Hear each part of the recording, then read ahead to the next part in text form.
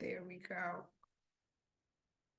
And then I see people are putting their names and their information in the chat, so thank you very much.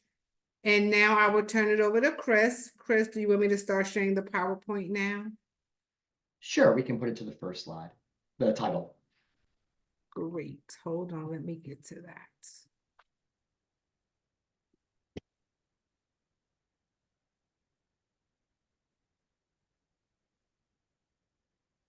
Give me 1 second. Let me do it again because.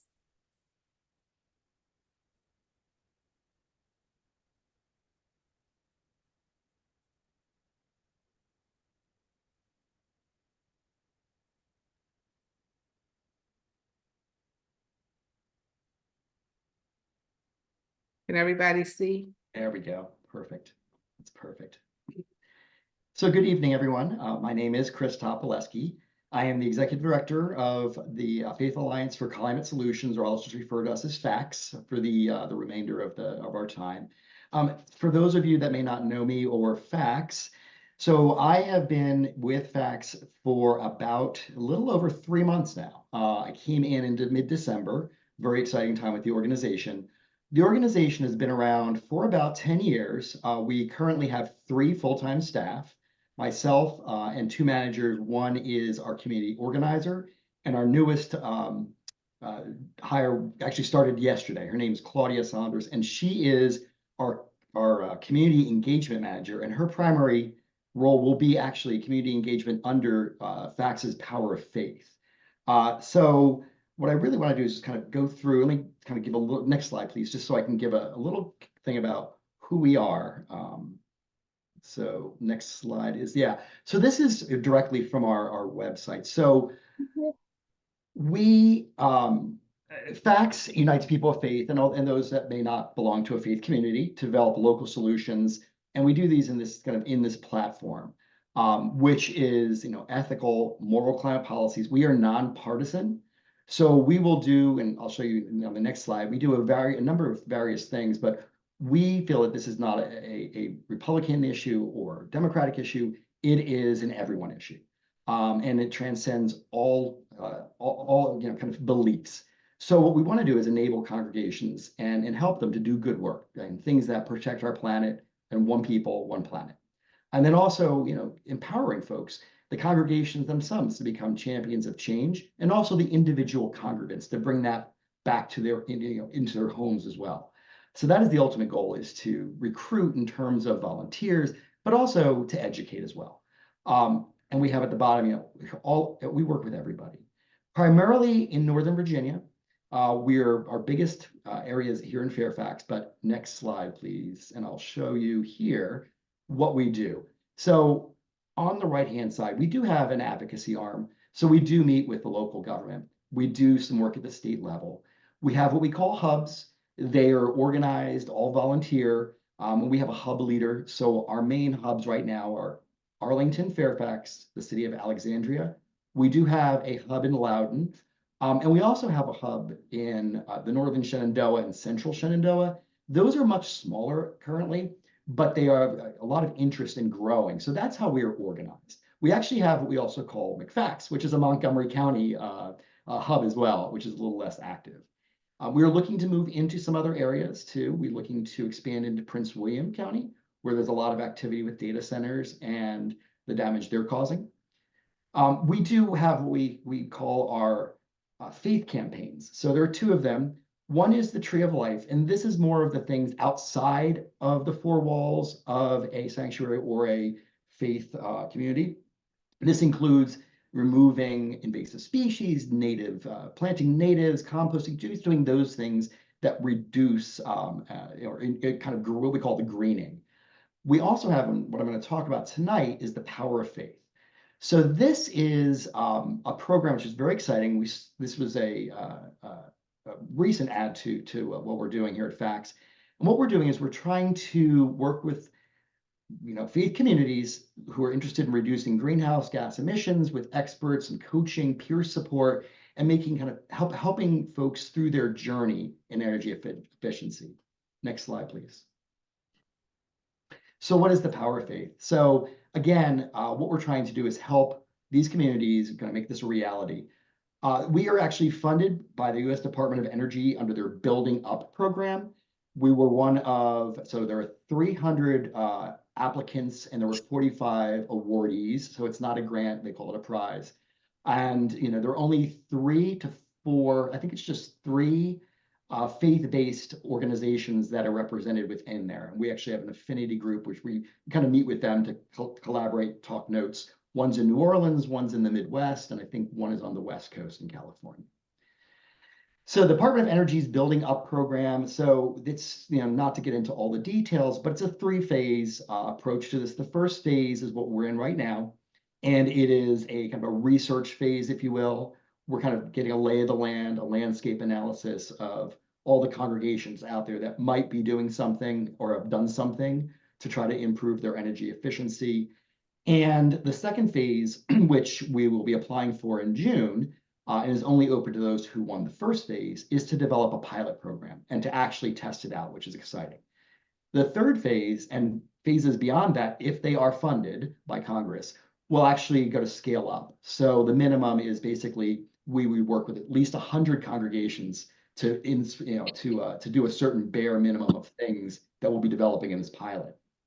So right now, in this first phase, we're going to talk about what we're doing here. So one of the things is, we're going to work with congregations, and we have reached out to about 80 congregations currently in the area throughout Northern Virginia. And we've asked them to look over and sign what we call a memorandum of understanding. It's non-binding. What it says is that we're going to help you through this. Here's what our responsibilities are.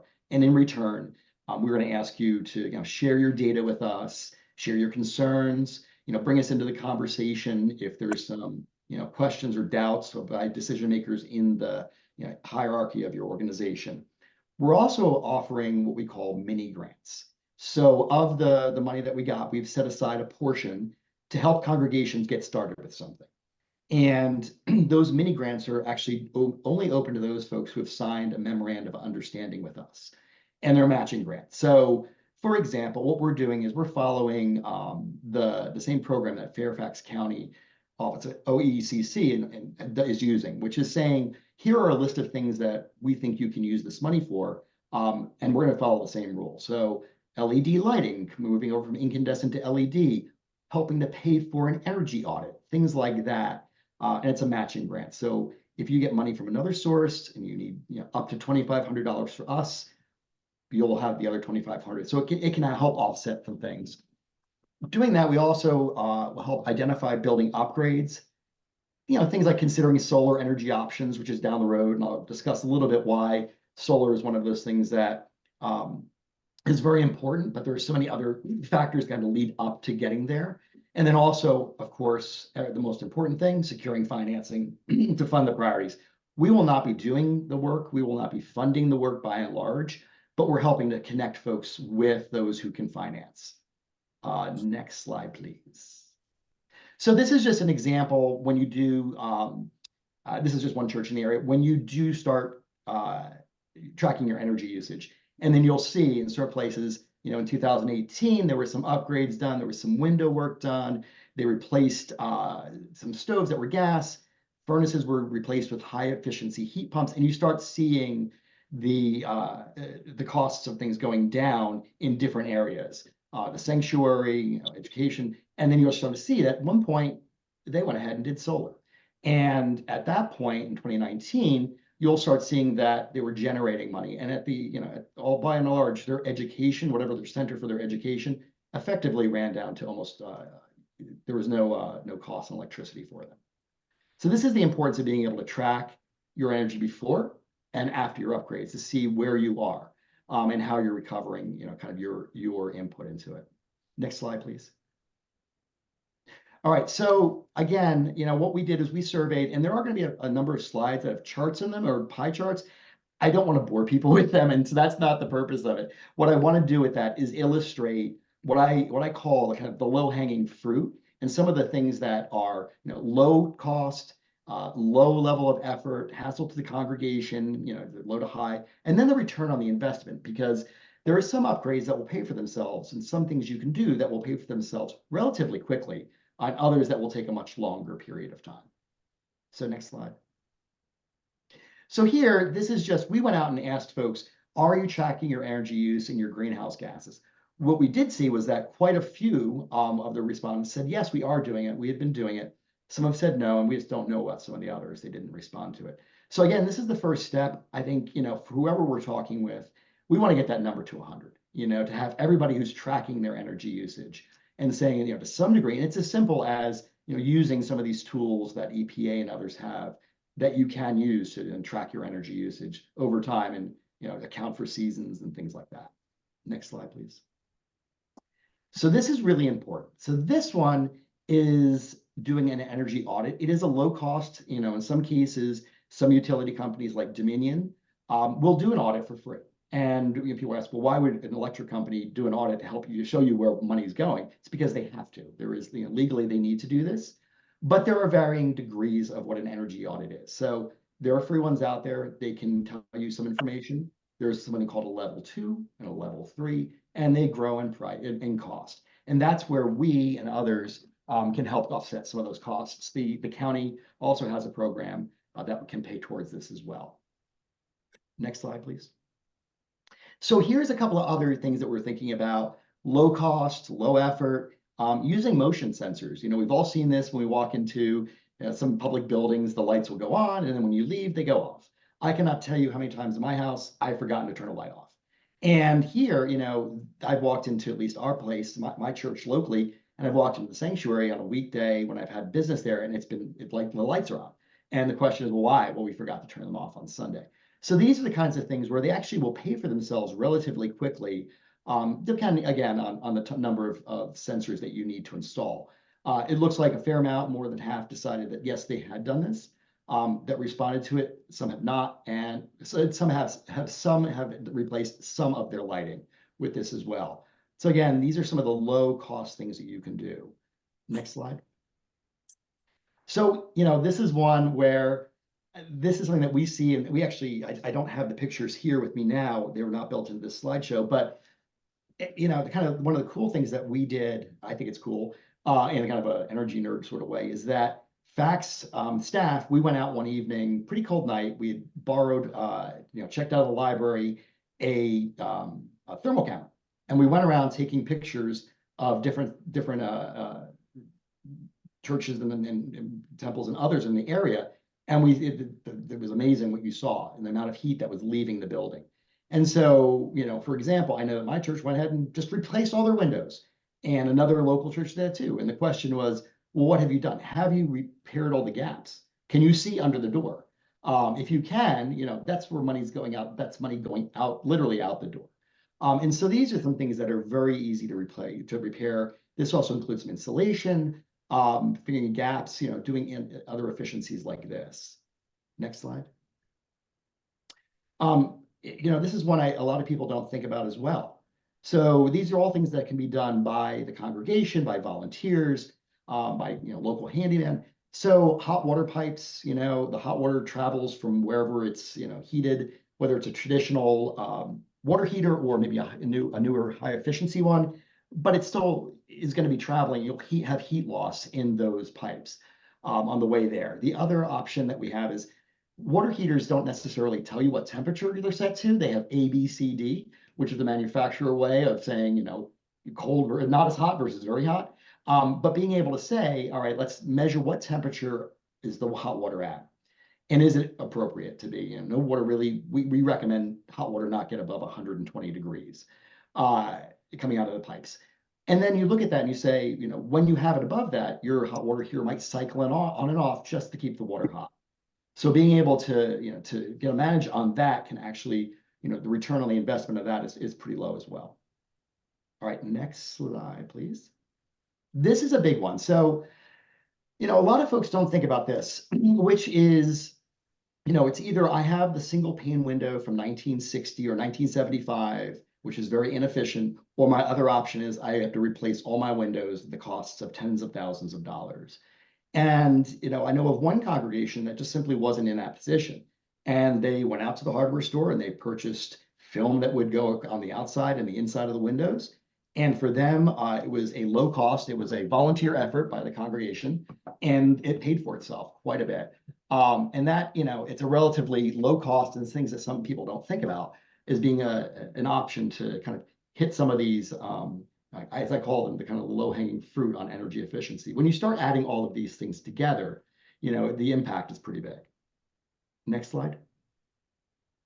Again, now we're talking about thermostats. A lot of folks have these in their homes. A lot of our congregations are moving to these as well. So programmable is the simplest one. Others are maybe using Ring or other smart technologies to do this so that you're not heating a space that may not be used 5 or 6 days a week to the extent you'll be heating it for services. You may not be heating if you have a school on site, a preschool, a Montessori school, you may not necessarily want to heat that after hours or in the or over the weekends when it's not being used as well.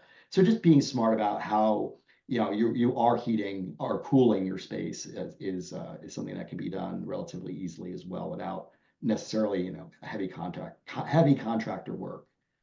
The next slide, please. So is everything efficient and maintained? So you have your current HVAC system. I mean, are you going and having it checked every year? Twice a year, having the fall checkup, the spring checkup. You may be doing that at your house, but is your church doing it?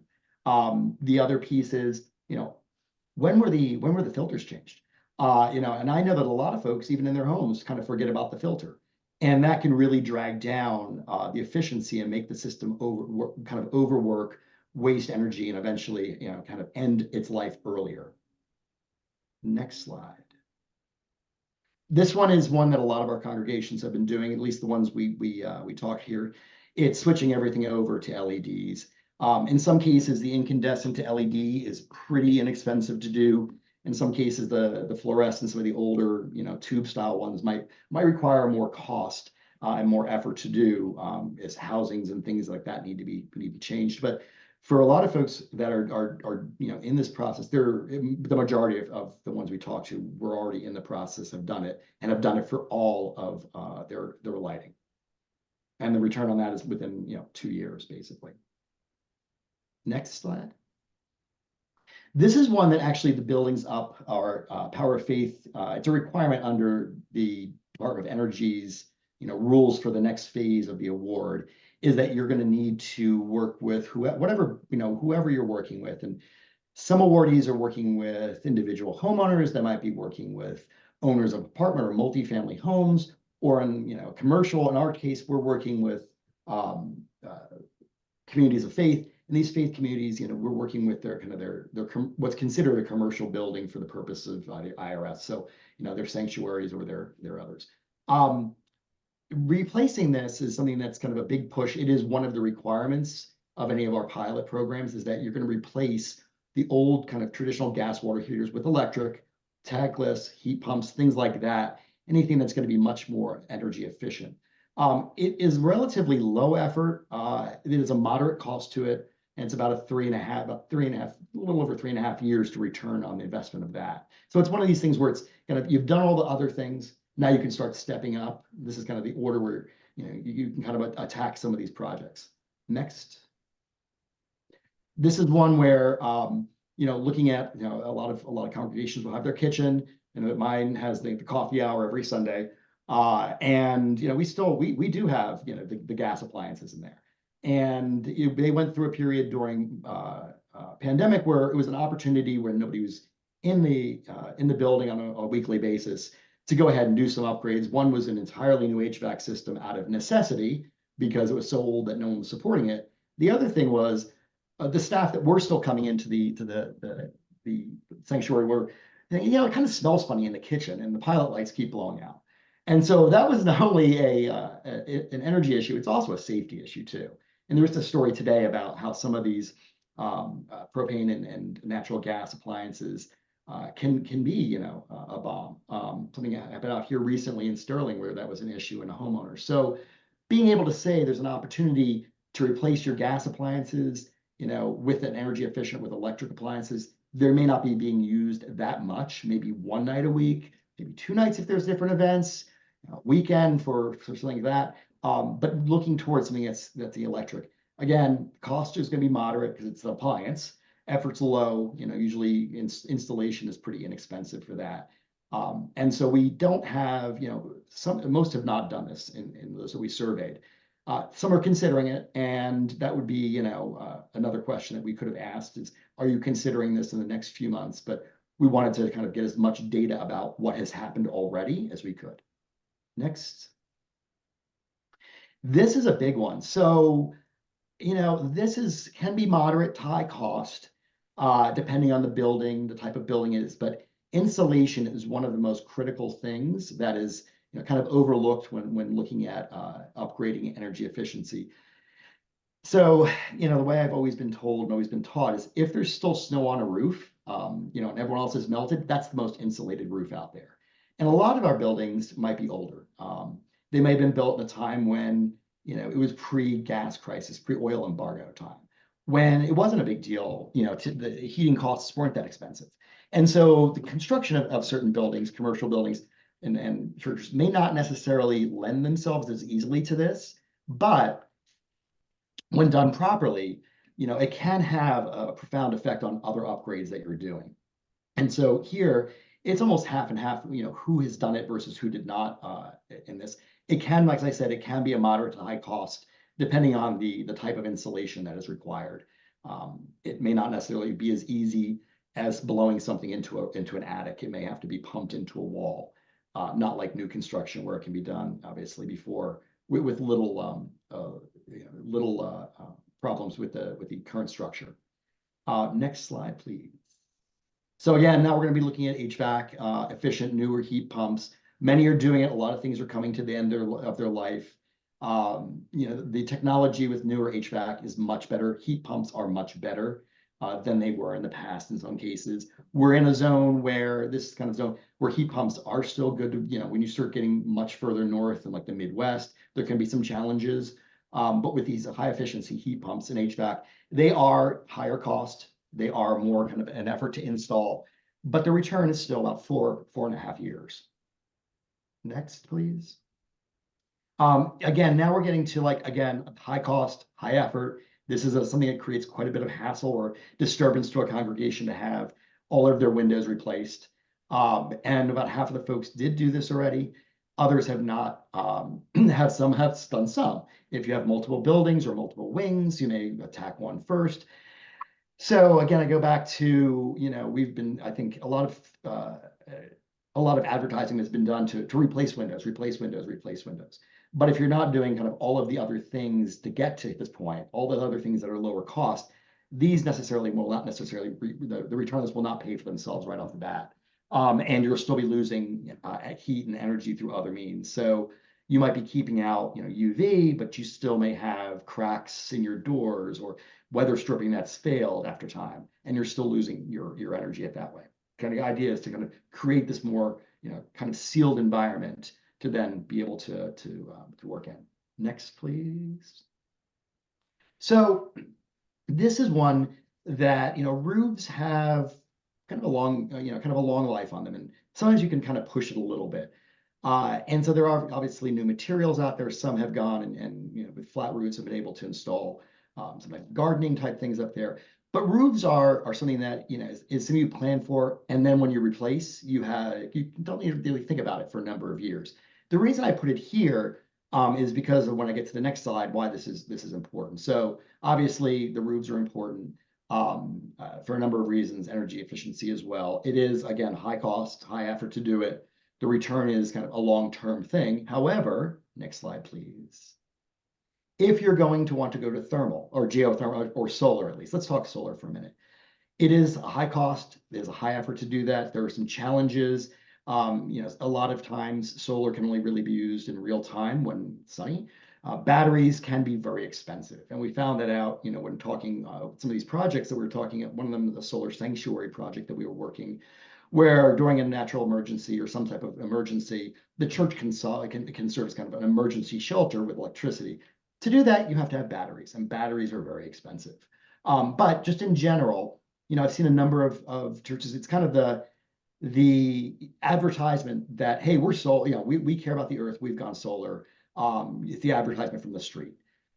Unless your roof is in good shape, or you have at least a good 15 or 20 years of life on that roof, 10 to 15, this is probably not the first thing you should be doing. You know, assessing your roof, first of all, is the structure there for it? Second of all, when will the roof need to be replaced? It would not be great to put this on and 3 years later need to replace your roof.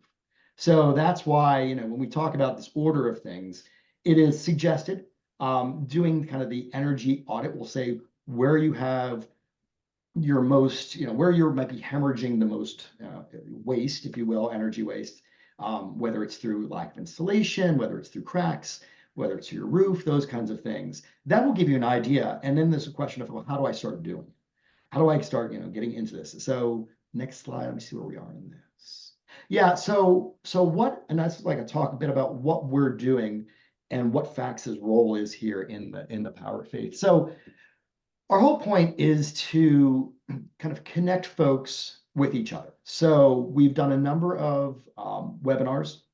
We have a couple that started before the program was awarded to us, you know, energy audits, the incentives of doing STAR. What's the Energy Star program? How can it work for a congregation? We did one in, I think, February called Why is My Sanctuary So Cold? About HVAC and the challenges with that. And then last month, actually, that was January. In February, we did Sharing Our Energy Journey. And what this was getting folks together to talk. And it was, instead of bringing FACS, you know, person to the table to give a lecture, or bringing someone from the outside who might be an energy expert, what we did was we asked folks and polled them during our, and so they wanted to hear from each other. And so we did have a couple of speakers that were from some congregations in the area that one has kind of almost completed their journey. Now they've gone solar, they did all the steps to get there. They wanted to say what was good, what worked for them, what didn't work for them, what financing mechanisms were available, what weren't. And then the other end was of the spectrum was, we just started doing this. We just had our energy audit and we've just kind of sat down and figured out what it is. In the end of the, so next week, we're actually having one called Money Talks. And that is going to be about all the options for financing.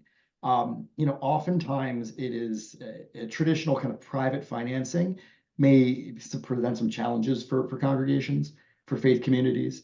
And, you know, we found that different faiths may have different ways to kind of fund their own as well. I know the Presbyterians, for example, have some sort of like financing internally that they can work with. Others will work with some of these other programs and financiers out there. I'm thinking of like Block Power and Interfaith Power and Light and others that can do this. We can help you figure out how to pay for this. And then there are some options that may not be right for you. That may, you know, you may get a lot of incentives from the federal government to purchase certain things like solar. If you go on certain purchasing agreements, the financier might be able to take all that credit away and use that and take that as their own, and you don't get credit for that. So there are, you know, there are always trade-offs in any way when you're paying for something. Our hope is that we're going to be able to help you figure out, all right, you know, here's the journey. When you sign up with us, our new website will be launching. Our website now is still talking about buildings up. We're launching a new one the beginning of April, and we're going to have, you know, a set of dedicated pages just to Power of Faith. And, you know, we'll kind of walk you through the 4 things that I talked about earlier, helping you track your energy, doing these audits, you know, connecting you with contractors, you know, energy efficiency experts, contractors that can install, and also some financing. So, you know, we're looking to be a partner here and to help you navigate your journey and cater it towards you in the best way that you can do it. And the only thing that we ask in return, as I said, is that, you know, you share your story with others and kind of carry that message forward. The importance of this, you know, we talk about the energy efficiency. Yes, it's good for the environment, right? Of course, that is what we want to do. It is good for, you know, addressing climate change. It is also money that can go towards your congregation's primary purposes. And it can go towards, you know, programs for kids, programs for those who may be unhoused, creating food pantries, you know, money that is being, you know, kind of put out the window can't go towards your mission. And I think that's important, is that, you know, this is not necessarily just because you're losing the money, you're losing, you know, the ability to do those things that you really want to do, and is the mission of your congregation. Do I have another slide? I think I do. Yeah, so this is what we want to work, you know, with your community, brainstorming on interests, capabilities, current needs and challenges, the resources that might be out there. You know, for our pilot program, we're going to work with a community that is going to be able to meet all those, requirements for us to do a pilot with them. But that doesn't mean that we're not going to work with a congregation that may not be able to do all of those, may not be in the position to either purchase or finance new HVAC. But we can help them, through that energy, kind of the early part of it. How do you kind of plan for this? Where do you identify where your greatest needs are, what your resources are there? What we can help you with. We can help connect you, obviously, with folks that are in the business of installing, with financing, but we can also connect you with folks who've gone through this before.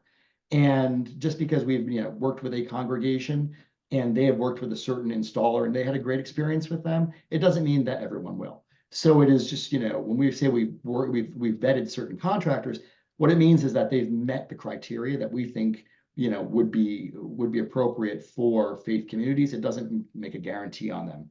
And then again, successful projects, that may inspire yours. Like we have shown, I took some slides out here, but the journey for one was from an incredibly high electric bill. I think it was something in the neighborhood of $35,000 a year in their electric bill. When they were done with what they were, just some simple changes, they brought it down to 11,000 within a year or two. And that's, that's not insignificant when you think that was just what was going out the door in electricity. Next slide. So this is our, our contact information. My email's there. Please reach out directly, faithforclimate.org. Take a look at what we're doing. There is also, we hope you'll sign up for our newsletter. It will come out at the beginning of every month. It focuses on a number of things. Yes, we do talk about our advocacy in there, but it highlights things that are happening in terms of the program I'm speaking about now. We just announced those mini grants, I think, in the March one, and how to apply for them. And then I'm introduced here. She's not here on the call this evening, but Claudia is our new community engagement manager. As I mentioned, she is specifically going to be working on this project. She is going to be the liaison with all of the faith communities and the go-to person. She started yesterday, so I'm trying not to inundate her. I'm trying to bring her up to speed, but she will be, will be transitioning from me and from one of our consultants named Eric, if anyone's worked with him before, to having Claudia handle all of that. She has a long history of community organization and in engagement in the area, specifically Northern Virginia as well. So what I would love to do now is ask folks if you have any questions about the program, about FACS in general, and then also, if anyone wanted to share what might be happening in your faith community, things that you might have been thinking about, or maybe thinking about now after you've heard from me.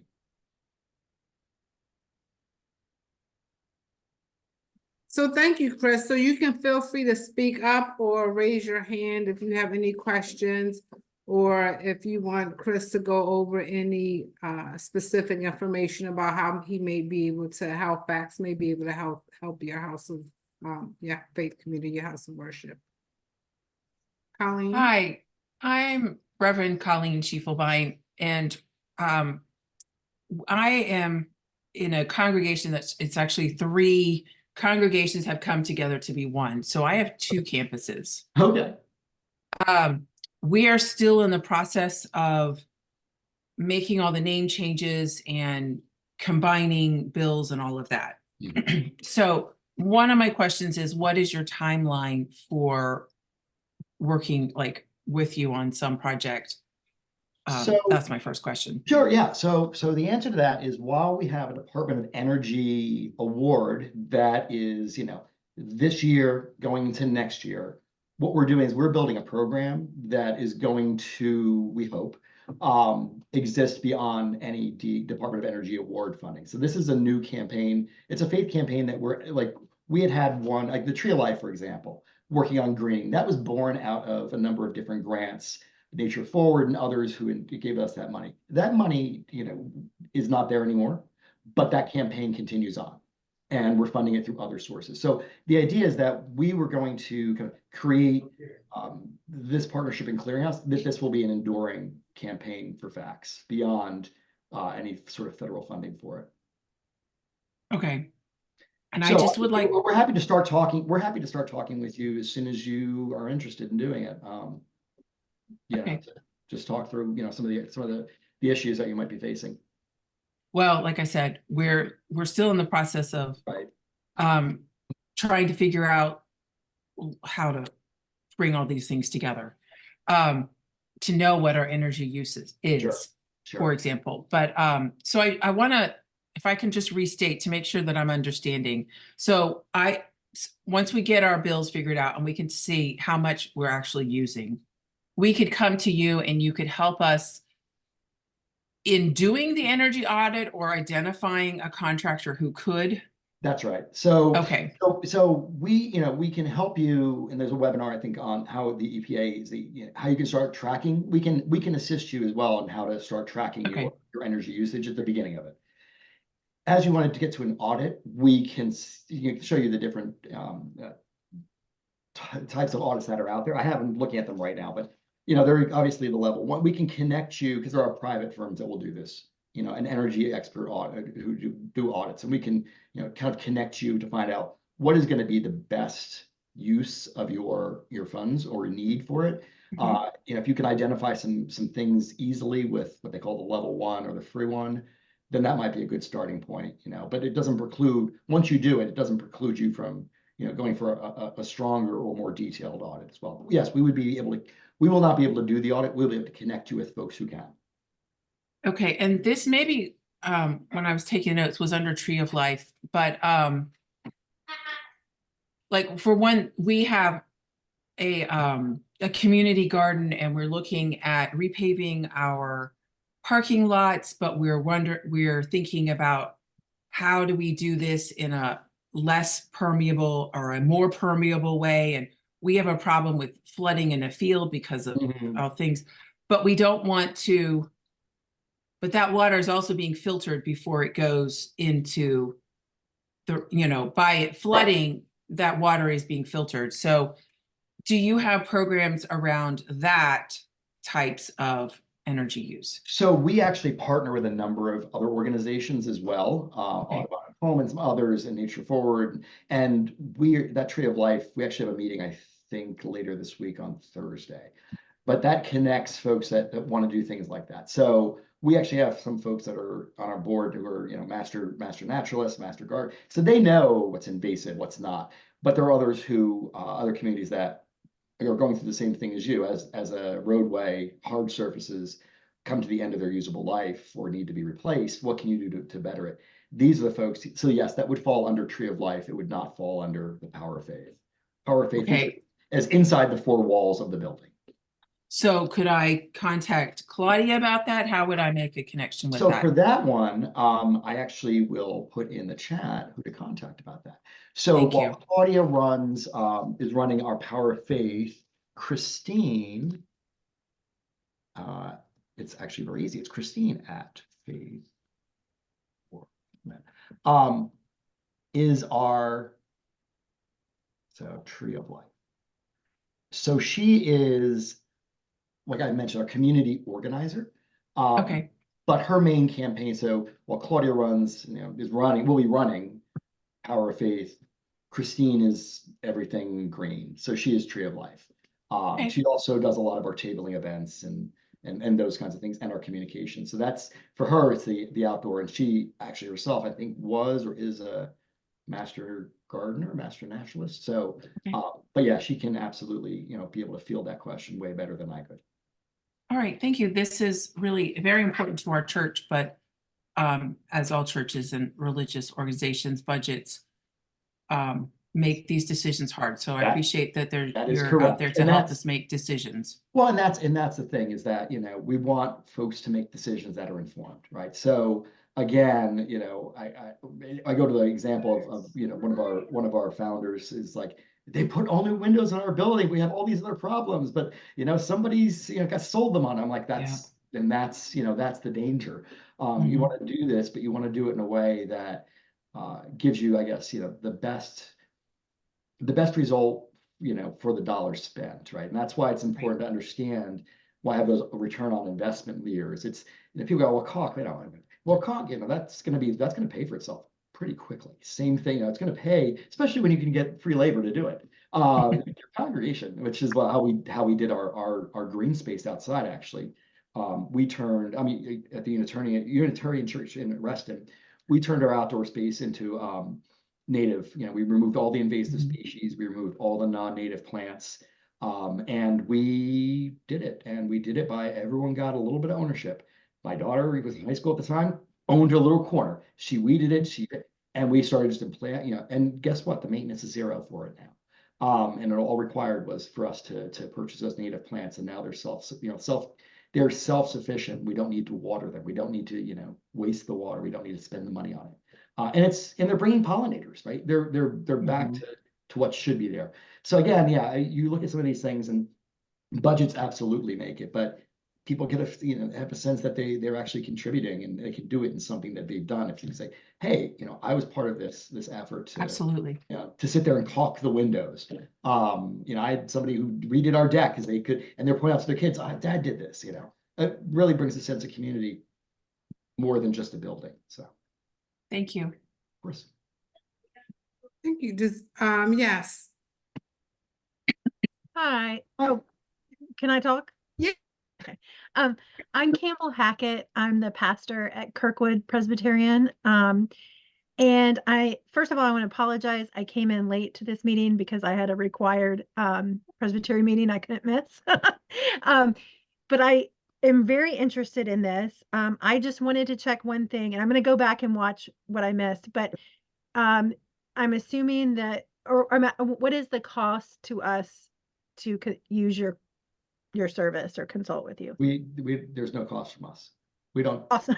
We don't. The only thing that we and I'm happy to share, and I can send it, Suzette, if you want to share it to folks that are here. I'm happy to send a copy of our blank copy of the memorandum of understanding, which is not legally binding, as I mentioned earlier, but it says, for example, we can share your story about what we did. We can take some photos, and if we do the thermal photos, we can share them as well. But that we can talk about some of the successes or some of the challenges with your permission.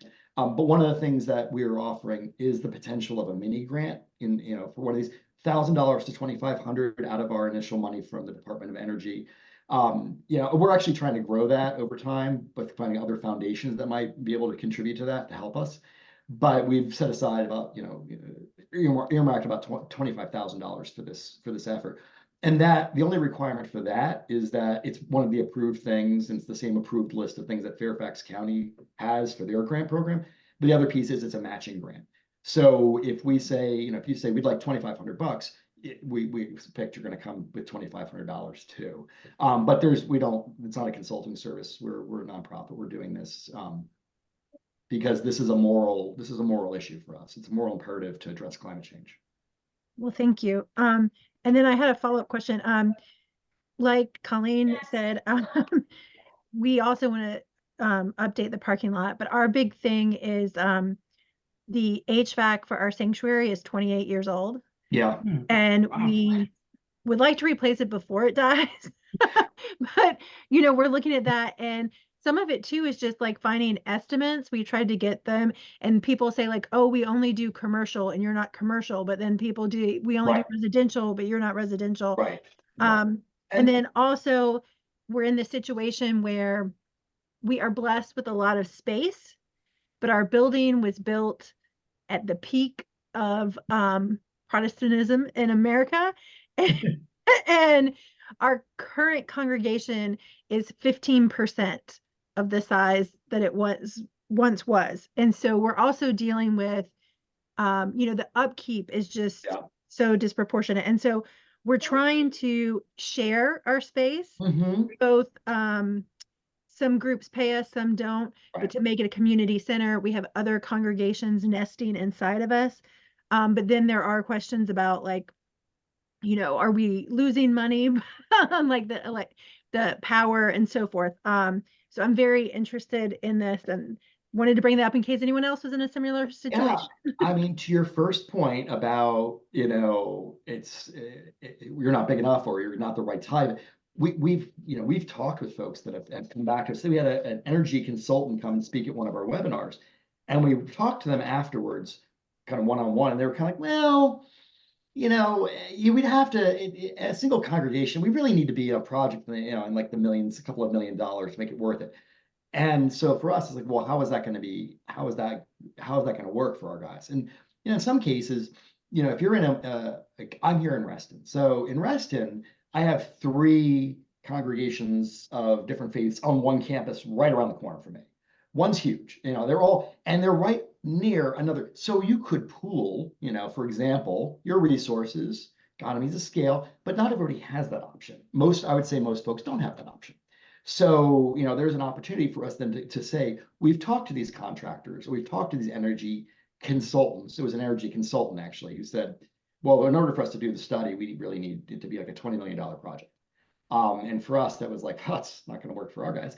But we're doing kind of that work to say, here are the folks that will work with congregations. Just like when we talk about the financing, we're not talking to, Citibank. What we're talking to are organizations that have financed working with, faith congregations, that they've done that before. They understand the challenges. They understand, assets. They understand collateral. They understand how it's a different enterprise than working with a commercial business. To the second point about, it's not uncommon that folks are finding they have too much space. I'm an empty nester and I have too much space in my house. I've been thinking about renting it out. But I mean, that's, we've heard from other congregations, and 1 or 2 that have said, well, now that we have what we have, we've gone through this, and we had 3 buildings on our campus. One of them is now a full-time school. Like we're renting the entire space out. It is AM, PM, kindergarten, whatever. And then there's adult learning in the evening. So they've turned that space, and that's now generating for them what would otherwise be empty. Someone else has said, well, we're going to turn this one into affordable housing, this other building on our campus. We only know of one that's doing that right now, but they're turning one of their buildings into affordable housing for their community. It is not uncommon now for congregations to share space, especially when you have a market the way it is, and the number of congregations are still potentially operating out of a school on a Sunday, not in the business of new construction.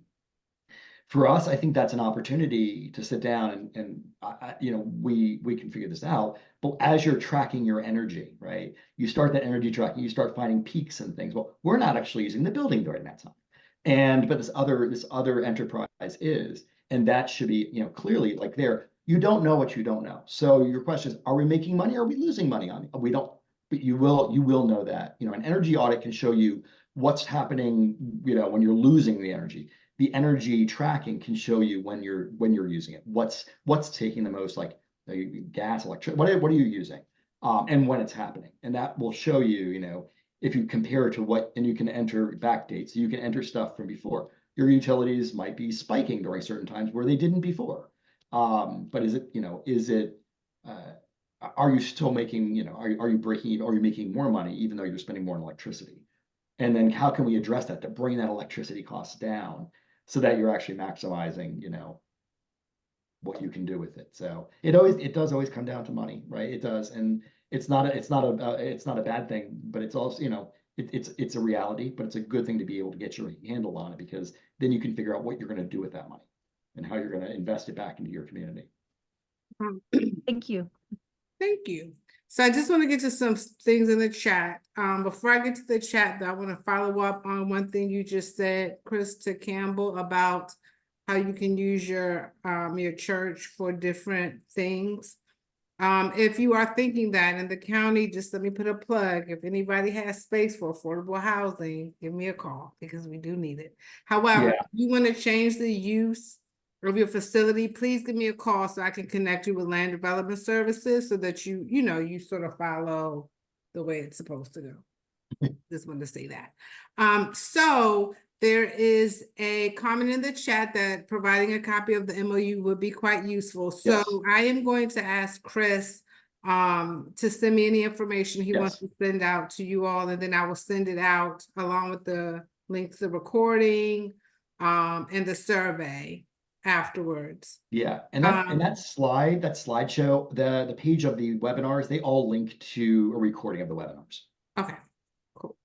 And then, so we need some, if you can provide some additional clarification. So I know in your PowerPoint, you talked about the energy audit, and you've given some clarification on that. And then you listed, some of the low effort, low cost things you could do first. But The question is, so the energy audit, would they come out to do an assessment of the church at your house of worship? And then would they also give you an answer of those low cost, low effort things you can do all the way up to the ones that cost more? So it depends on what level you're at. So for example, the basic, the lowest level, level 1, which is kind of your free audits, they'll give you a high level overview of some of the optimization strategies you could do.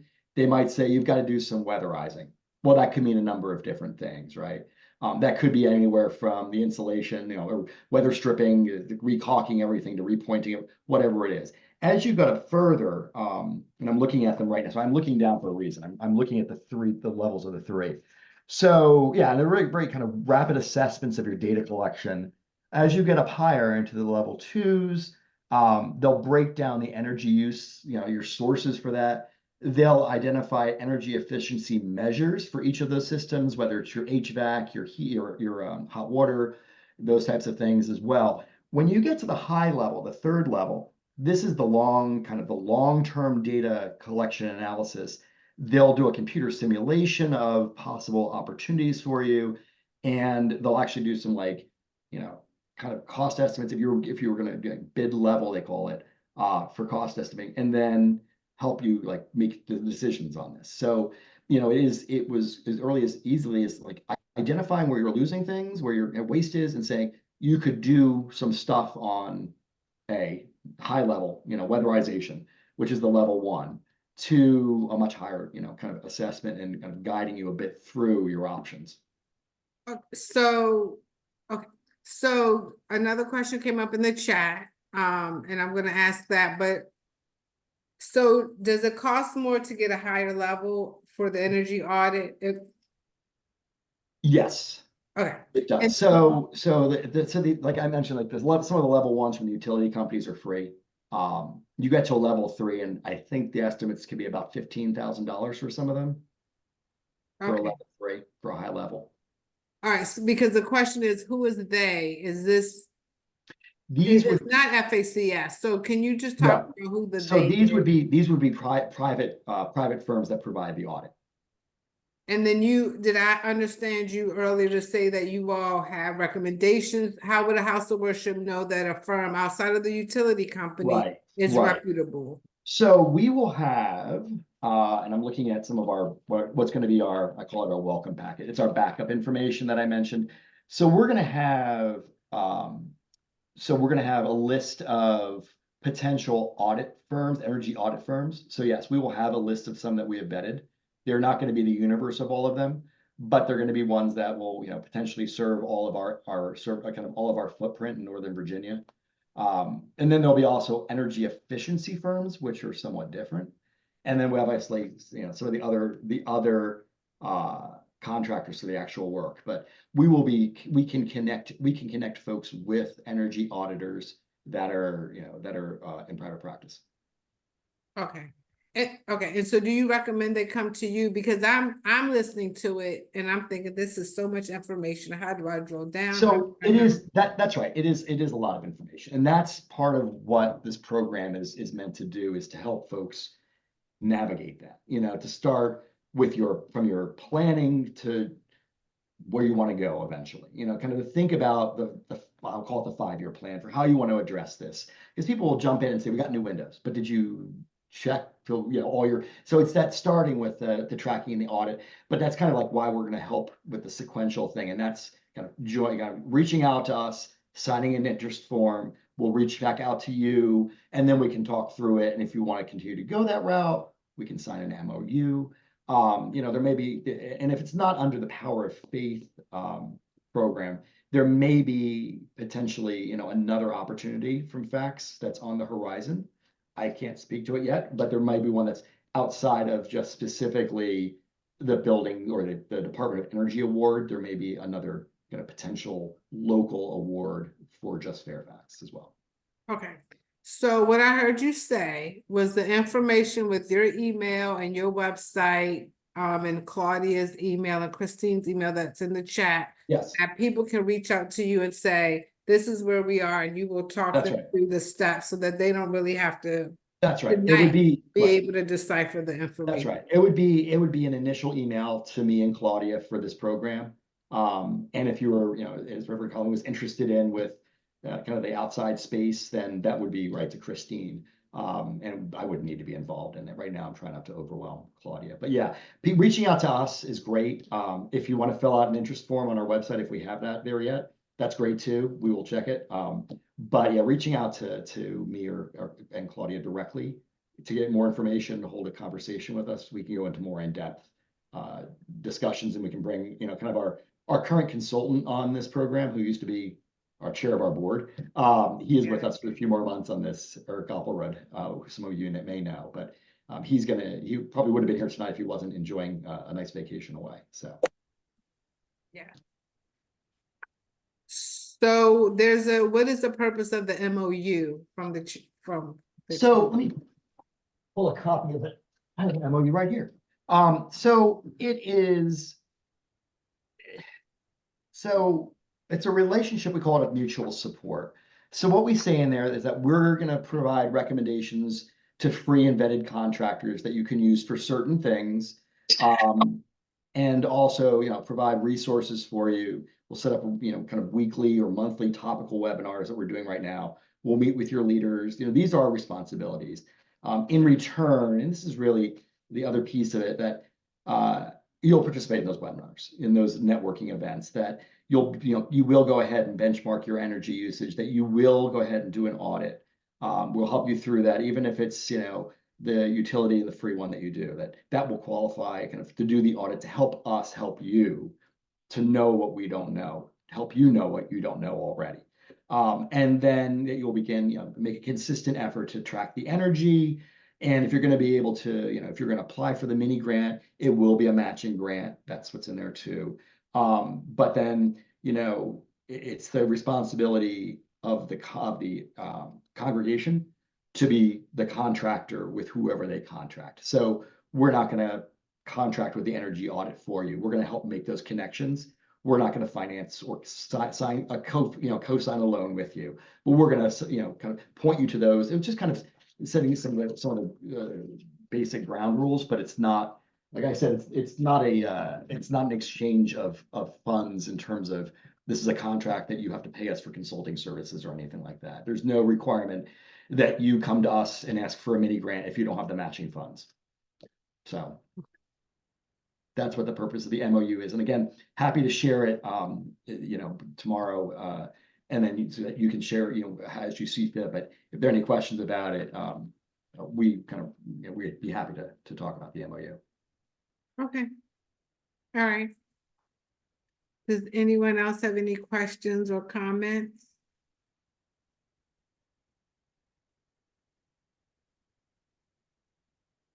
Well, I'll just say one last thing, that, this is, it's very exciting. I'm very excited to be part of FACS.